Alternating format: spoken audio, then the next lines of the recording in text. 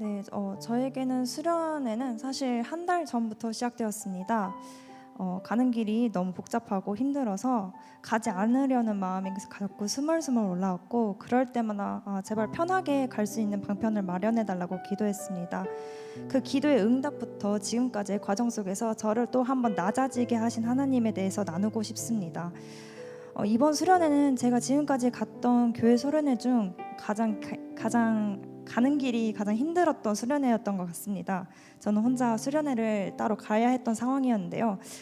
차로 1시간 20분이면 가는 거리를 여러 교통수단과 긴 대기 시간에 거쳐 5시간 넘게 가야 하는 그런 사실에 그럼 현실적인 두려움과 짜증이 쌓여왔고, 좀 주변에 힘든 마음을 털어놓아도 상황은 전혀 나아지지 않아 오히려 화만 더 쌓였습니다.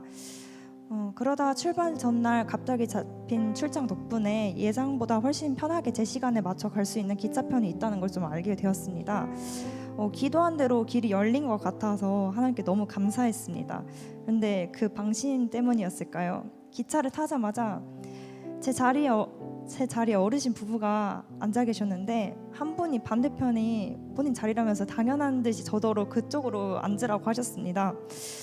무거운 짐을 가지고 저는 이제 옮겼는데요. 사람들이 오가면서 부딪히고 햇빛도 막 내리쬐고 너무나 불편한 자리였습니다.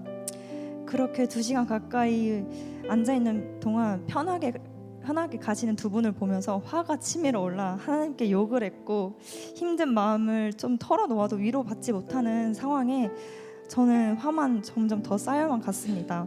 내리기 1시간 전에야 겨우 제자리로 돌아갈 수 있었지만 제 마음은 전혀 진정되지 않았습니다. 그런 상태로 저는 수련회 장소에 도착했습니다. 화가 난 것을 최대한 드러내지 않기 위해서 애쓰려 차려주신 밥을 먹고, 다른 지체들은 먼저 저녁 부흥 예배를 들어갔습니다. 저는 잠깐 혼자만의 시간을 가졌는데 마음이 전혀 진정되지 않은 채로 찬양하고 예배 드리러 간다는 것에 너무 불편했습니다.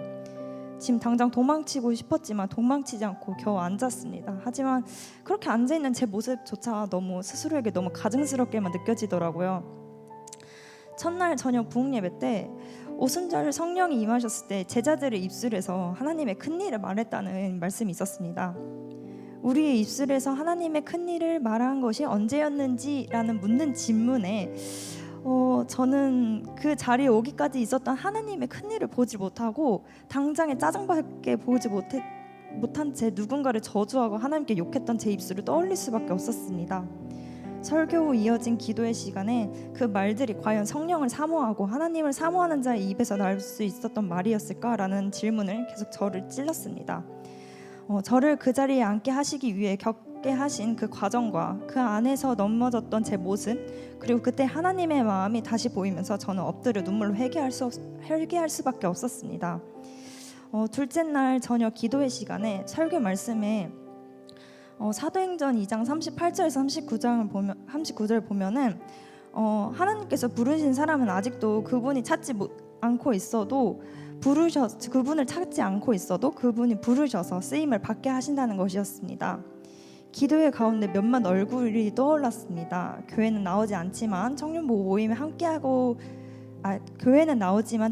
모임엔 함께하지 못하고 있는 청년들, 그리고 지금 교회조차 떠나 있는 청년들이었습니다.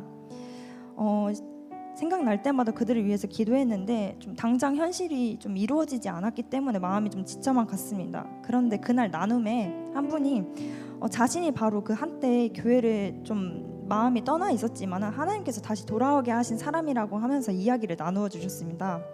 그 나눔을 들으면서 눈물로 드렸던 그 기도가 결코 헛되지 않다는 것을 하나님께서 직접 확인해 시켜주셨던 것 같습니다. 그리고 그 시간에 첫 번째 질문이 살면서 마음에 찔림이 없었던 때가 있었나요? 그게 언제였나요? 라는 질문을 받았습니다. 처음엔 저는 도저히 생각나지 않아 제 차례를 그냥 넘겼지만 시간이 지나 한 가지 마음이 크게 다가왔습니다. 바로 가정에서의 제 모습이었는데요.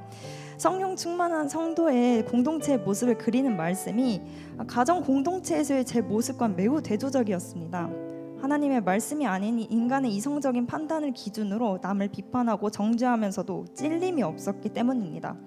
교회에서는 저 자신이 아닌 하나님의 주권을 인정하는 것처럼 좀 보이지만은 가족들 앞에서는 마치 가면을 쓴 것처럼 전혀 다른 모습이 시간이거든요. 그래서 다음날 아침 나눈 시간에 좀 가정 공동체에 대한 제가 한마디 이야기를 좀 나누진 않았습니다만 폐회 예배 때 설교에서 부목사님께서 우리의 신앙이 가장 무너지기 쉬운 곳이 바로 가정 공동체라고 하시면서 그곳에서 신앙이 흔들리지 않도록 붙잡아야 된다는 말씀을 들으며 이 모든 것이 우연이 아니라 성령님께서 처음부터 제 가정의 모습을 보여주고 계신다는 확신이 들었습니다. 그 말씀 앞에 저는 가정에서 신앙과 예배가 회복되고 저의 옛 모습이 다시 돌아오지 않게 해달라고 간구할 수밖에 없었습니다. 이어서 목사님은 수련회는 지금 끝나는 것이 아니라 시작이라고 말씀하셨습니다. 수련회를 마치고 집으로 돌아온 저는 이전의 모습과 죄를 좀 솔직하게 드러내는 것이 부끄러웠지만은 받은 은혜를 가족과 나누는 시간을 가졌습니다. 처음으로 좀 마음이 시원해지면서 받은 은혜를 나누는 그 시간이 너무 행복했습니다. 그리고 수련회가 끝난 지 약 일주일이 지난 지금 이 긴 훈련의 한 단계를 마무리한 것 같습니다. 왜냐하면 기차에서 만났던 그분들을 생각하면서 처음으로 회개 기도를 드릴 수 있게 되었기 때문입니다.